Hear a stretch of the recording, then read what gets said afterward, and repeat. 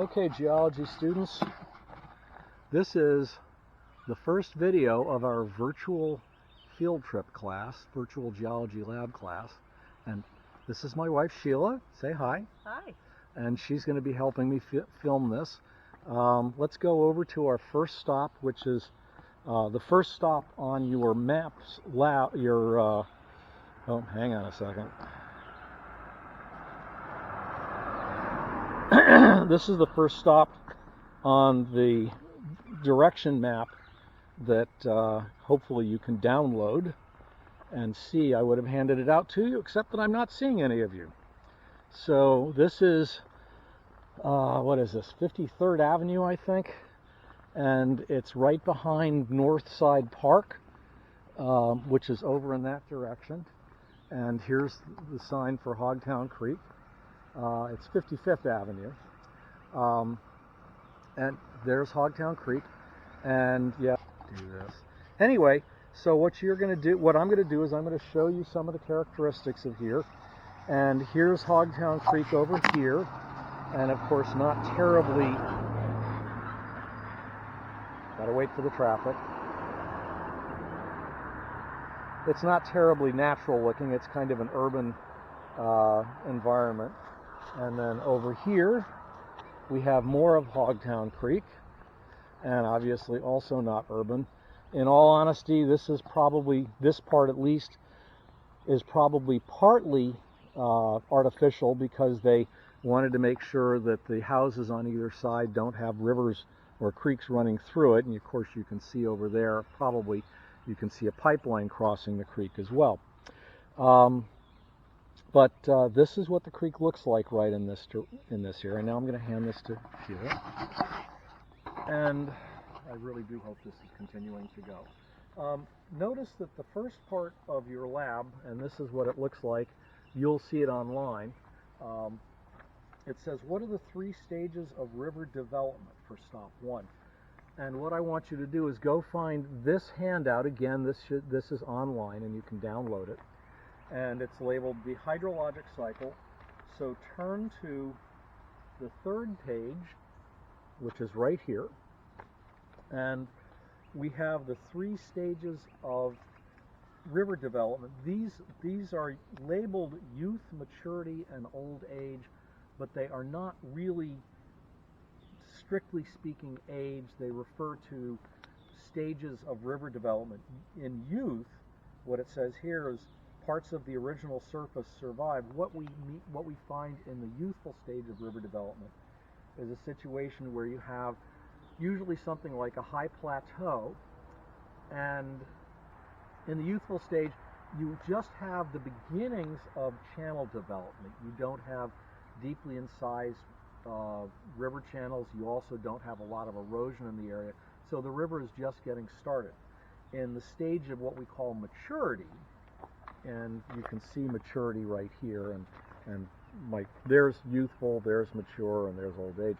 In the mature stage, what we have is a situation where the rivers have been cutting downwards and making steep V-sided river channels. Why don't we move off the road a little bit?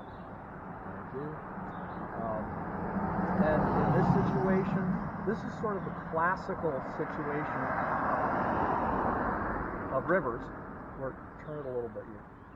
Thank you. This is the classical situation where we typically think of rivers occupying the bottom of a deep V. This is a little bit of what we saw when we went to Devil's Millhopper, when we looked at that creek that was moving downstream. In the old age stage of river development, most of the upland area has been eroded, and what we're looking at is a situation where we have primarily floodplains, and most of what used to be uplands has been eroded away. So when we look at this, what does that look like? Right here, is this youthful, mature, or old age?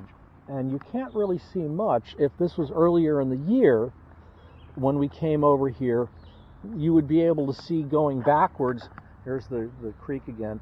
You would be able to see going backwards into the forest the creek again, and it occupies a small channel. There hasn't been much erosion yet, and in fact this is very close to the headwaters of the Hogtown Creek. And again, this is a Sunday, by the way, so this is actually traffic that's a little bit better than it is on some days. Anyway, so what do you think we're looking at? Is this youthful, old age, or mature? Okay, that I believe finishes it for. Oh, and you'll want to give the evidence for that as well. So think about that and answer that, and we will go on to our next field trip, or our next stop. Okay, we going? Are we on the air? Yeah. Okay. Okay, guys, we're at stop number 2. If you look at the your handout, it says South Northwest 39th Ave on Main Street. We're not actually at 39th Ave. If you look over there, that is Main Street right there, and the camera at the moment is pointing to the east. To the right is 39th Avenue. 39th Avenue is down there a ways, and then 53rd Avenue is up in that direction. Over here we have GRU, and then over here we have Ring Park, and the nice people at Ring Park let us come here, or not Ring Park, Ring Power, which is a heavy equipment rental place, among other things. And when you look around at this area, what does it look like? And let me borrow the camera, and let's just wander around here. And the first question, when we look around here, is describe the topography. And would you say it's hilly here? Would you say it's pretty flat? And I think you guys can figure out the answer to that. So the question then would be, why is it that it's so flat here? And we all know, excuse me, we all know that Florida was underwater for a long time, and that if you go down maybe 40 feet directly straight down from here, I'll wait till the car is on. If you go down 40 feet straight down from here,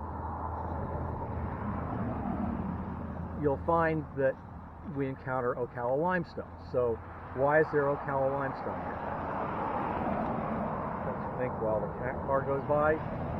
And the answer, of course, is that this area was underwater. But if you've ever been to the Keys and you've gone snorkeling on a coral reef, you'll know that a coral reef is not flat. So why is it not flat? Or rather, we know why it's not flat. It's because the coral is building up. But then the question is, why is this area so flat? Think about what happened 33.5 million years ago. Glaciers, ice sheets, formed on Antarctica. And as they formed, sea level dropped. Florida was below sea level. As sea level dropped, Florida gradually emerged from the ocean. And what you would find here, and this, by the way, is another question, number 4 here. If you dug a hole here, what would you find? At first, if you went very deep, down 40 feet or more, you'd find limestone. As sea level dropped, the shoreline got closer. The shoreline migrated from Georgia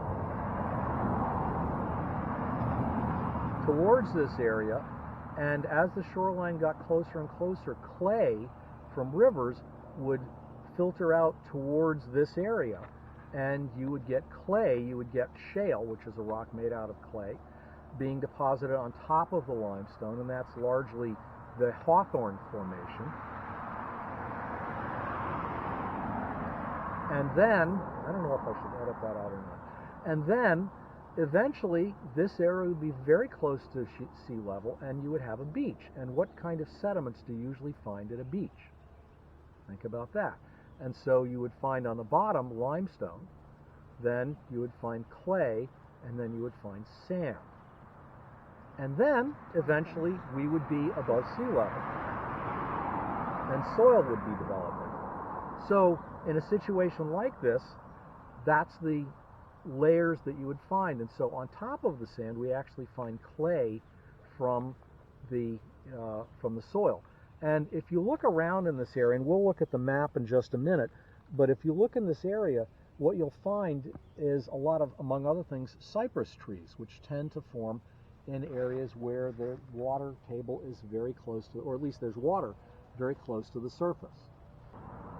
What happened? Well, imagine that this area turns into a beach area.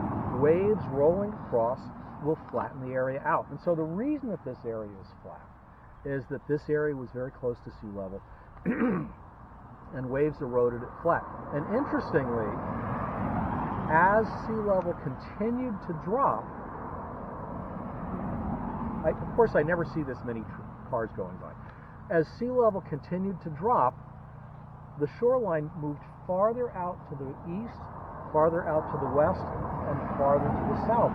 And what you will find if you drive from Gainesville, which is really the high spot in the state, out towards the east or out towards the west, you will see a series of what are known as beach terraces, where we have sea level holding steady at that area for a while and then dipping down, and you will reach a series of 4 or 5 at least beach terraces as we head out in that direction and that direction and that direction, as you head out towards the east coast of Florida, the Everglades, and the west coast of Florida.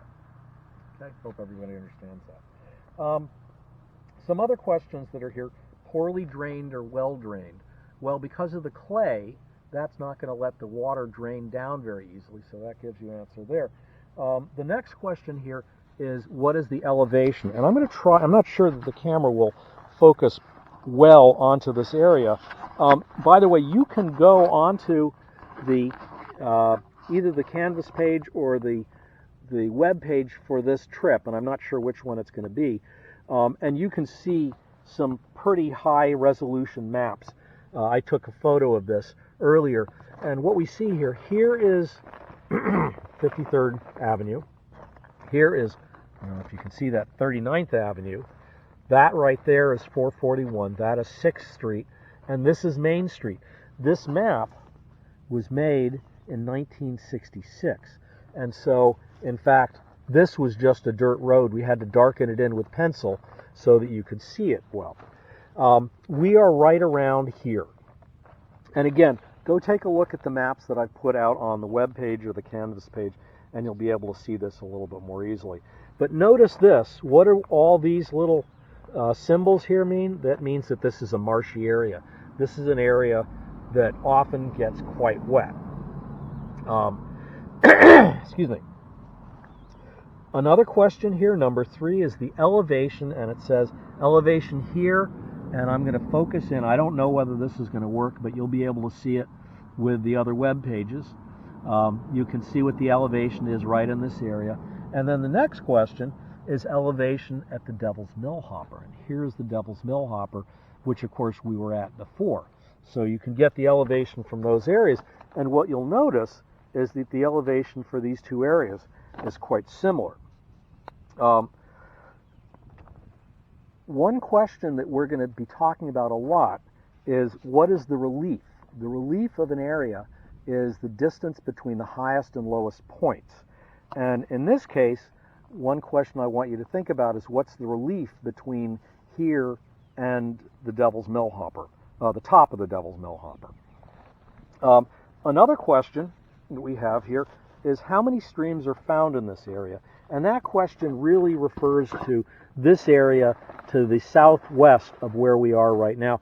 And if you look carefully, you can see some yellow lines that are drawn to represent the various creeks in this area. And it's kind of a difficult thing to answer, how many streams are found in this area, because how big does a stream have to be in order for it to be counted? And so I'm just going to tell you, we usually have about 3 or 4 creeks that we can count as major creeks in this area. We have a flyover right now, so that's going to get noisy. I'm going to stop for a second. Okay, hopefully you can hear me again. Another question that we've got here is, what is the general direction of drainage of these streams?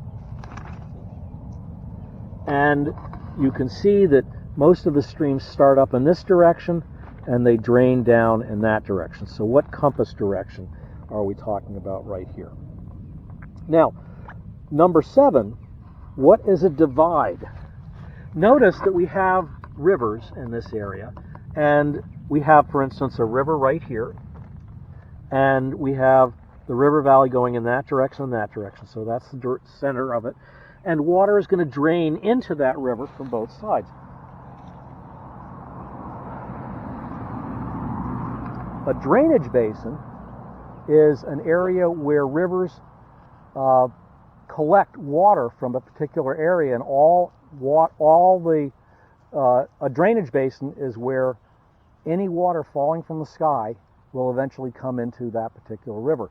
What separates drainage basins for different rivers is known as a divide.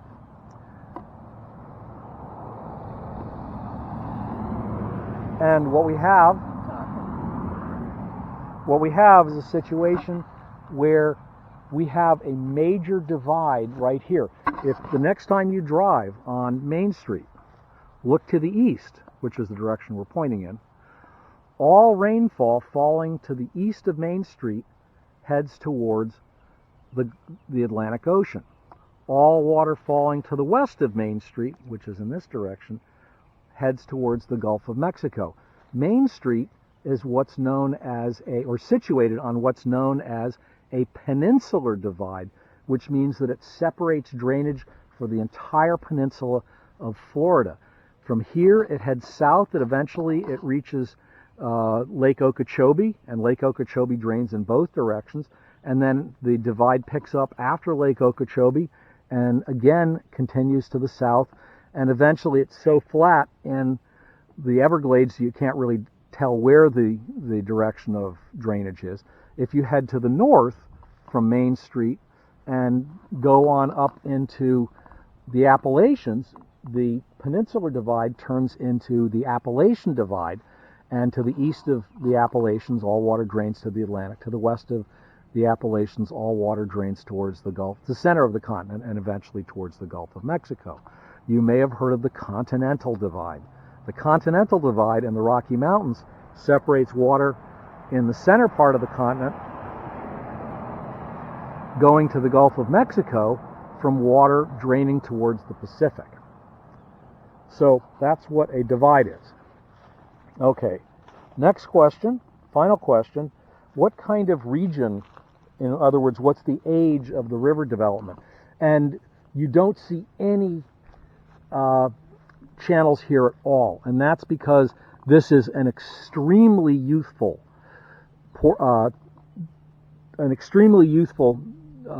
stage of river development where there are no channels. When it rains in this area, water seeps into the ground because it's not very porous. Water gradually moves on this side of Main Street towards the west.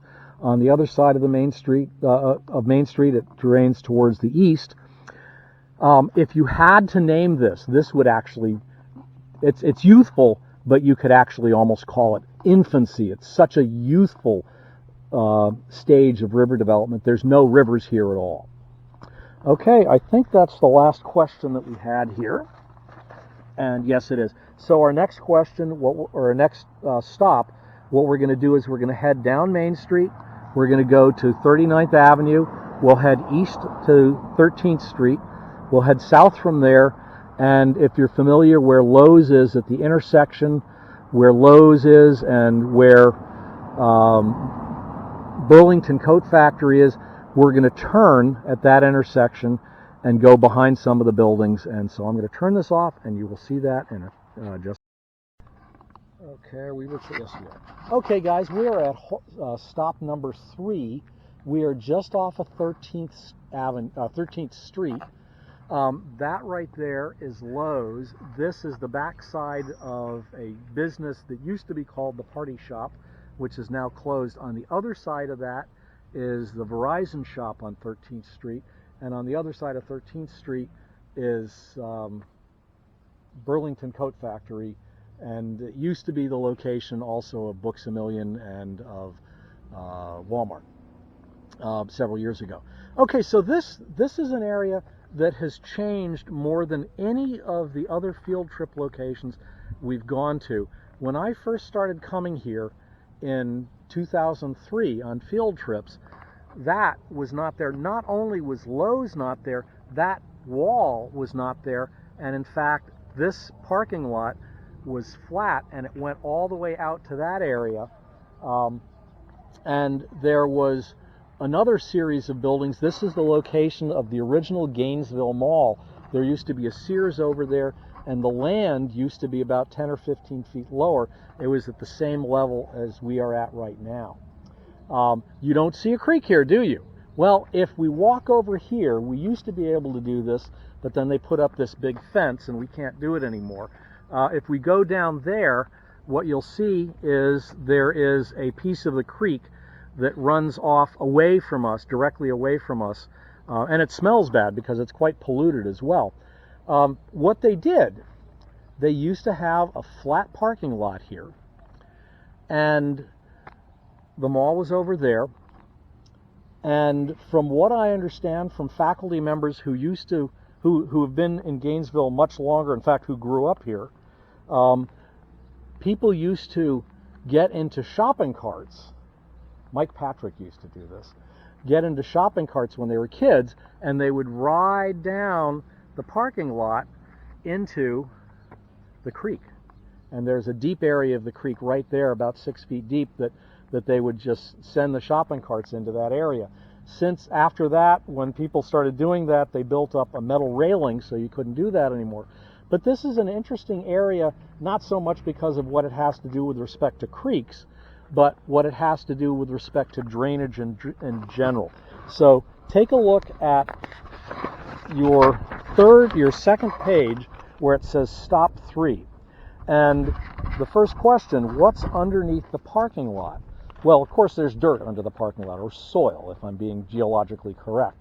But the interesting thing is that this is an area where there used to be a spring over in that general direction, underneath where the parking lot for Lowe's is now. And long before I came to Gainesville, I came here in 1987, long before I came into Gainesville, there was a spring that was right in that area. It was covered over by the parking lot. This would absolutely not be allowed now. The EPA would never allow you to cover over a spring. And there is a pipe leading from where that spring comes out down over to here, and that creek, or that pipe, comes out to where I told you people used to ride the shopping carts into the creek. And that's why there's a big deep area, because the pipe comes out and water draining down would cause erosion, and it made it quite a bit deeper there. If you went to look at the creek, what you would find is that the water's clear. It doesn't look bad, but it doesn't smell particularly good.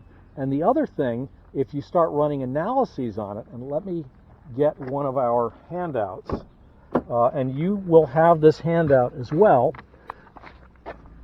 what you will find is that this is an area where the creek is extremely badly polluted. This is an area which is polluted for a variety of reasons. First of all, you may have heard of the Coppers Cabot Superfund site. In the, I believe it was the 1980s, there was a creosote company.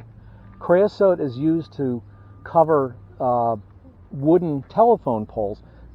Creosote is a petroleum byproduct, and what you do is you soak a telephone pole, a wooden telephone pole, in creosote, excuse me, and the creosote gets into the pores, and creosote is a very nasty material which bugs don't like to drill into, birds don't like to peck on, and so it helped preserve the telephone poles. Well, the Coppers Cabot Superfund, what today is the Coppers Cabot Superfund site, is over in this general direction on 6th Street, and there was a big retention pond that held millions of gallons of creosote. A developer bought that and very illegally had a steam shovel operator breach the creosote pond, and it flowed into Hogtown Creek. That material got soaked into the riverbanks, the creek banks, and that is still present. If you dig into the banks of Hogtown Creek today, you can find the remains of the creosote. But there's other things that you'll find in Hogtown Creek as well. If you look over here, I hope you can see it. You can see people have been doing donuts in this parking lot, and that black material is artificial rubber from the tires, and that material rinses off from rainwater and flows into Hogtown Creek. In addition to that, gasoline and motor oil that leak from automobiles also flows into Hogtown Creek. There are other things that flow into Hogtown Creek. We've had gasoline engines in Gainesville for at least 70 years. Many of those tanks have sprung leaks, and gasoline has leaked into the water table and eventually into the creeks from that. In addition to that, if you think about even the shopping carts that wind up in Hogtown Creek for various reasons, and there's a lot of them, shopping carts are made out of steel, often covered by chrome, and as the chrome gradually corrodes, that chrome is a heavy metal, and that gets into water. In addition to that, the rubber on the tires and the grease that lubricate the wheels, the plastic that makes up a lot of shopping carts, all these things gradually decay, and they wind up in the water of Hogtown Creek. So Hogtown Creek is a very polluted waterway, and just to show you, and I'll include this in our in the downloads that you can get. You need the map? Okay. So sorry about that. I had to change batteries. That battery actually died. Hopefully what we were just talking about was saved. Anyway, so I was just saying that this area is extremely polluted. And where's that handout that I was holding a second ago? Right here. If you look at this, and again, this will be in your handouts, you can see that there are concentrations, and for instance where my thumb is, if you can read that, concentrations of naphthalene which are 33,000 times higher than the allowable limit allowed by EPA. And there's a lot of other pollutants which you can read in this also. This is the 6th page of this handout, so take a look at that and you'll see that. So this waterway is extremely badly polluted, and it's because it's a classic, really urban waterway. The fact that Copper's Cabot is which again is over in that direction, a couple of miles. Copper's Cabot is a United States federal Superfund site, which means that this is an area, the Superfund site is an area where federal funds were available to clean it up, which means that was one of the 50 worst polluted sites in the country. So it's a really bad situation, and they are still in the process of trying to clean that up. So that's the situation in this area. The water is clear, but it's very polluted. Now, when we look at the topography of this area, you can see it's a little bit hillier, and if we look over there, you can see it's beginning to go downwards as well.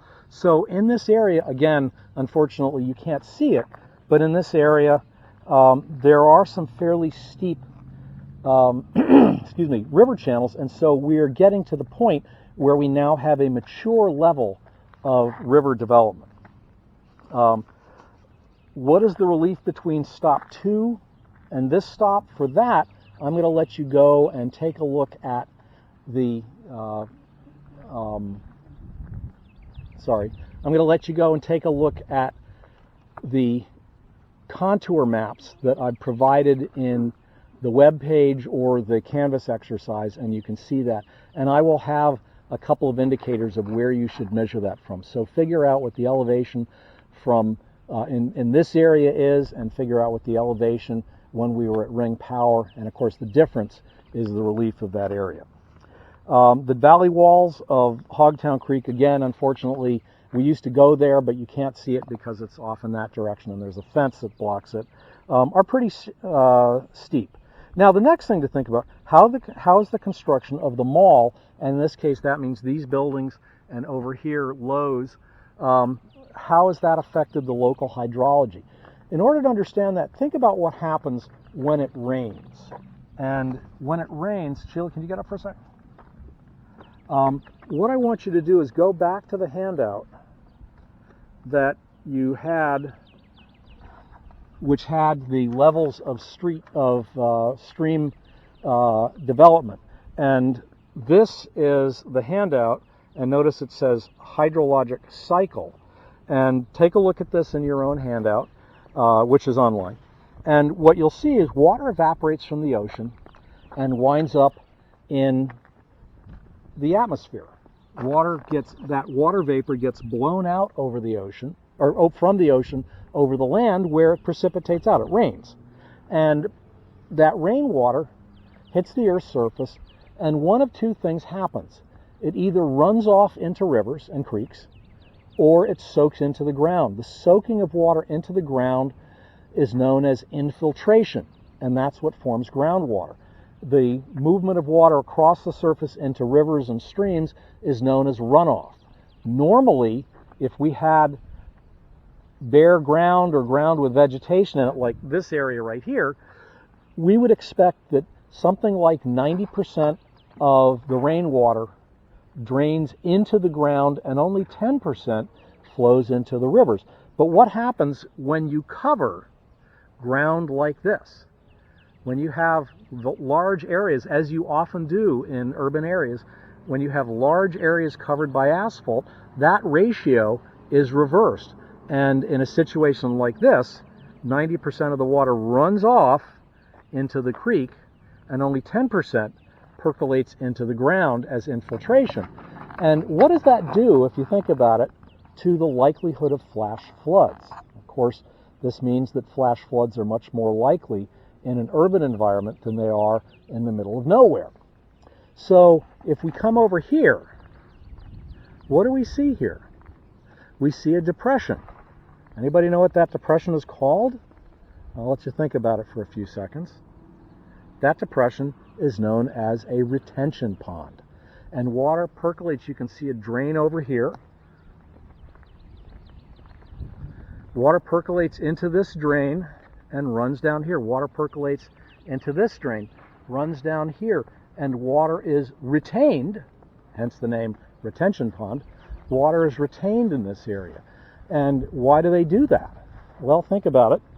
If we have a heavy rainstorm in this area and we have a lot of runoff that runs down this parking lot into this drain, it will move into the retention pond, where it will sit, and it will allow water to percolate into the ground. And so the purpose of retention ponds, which are now, anytime there's new construction, retention ponds are mandated legally.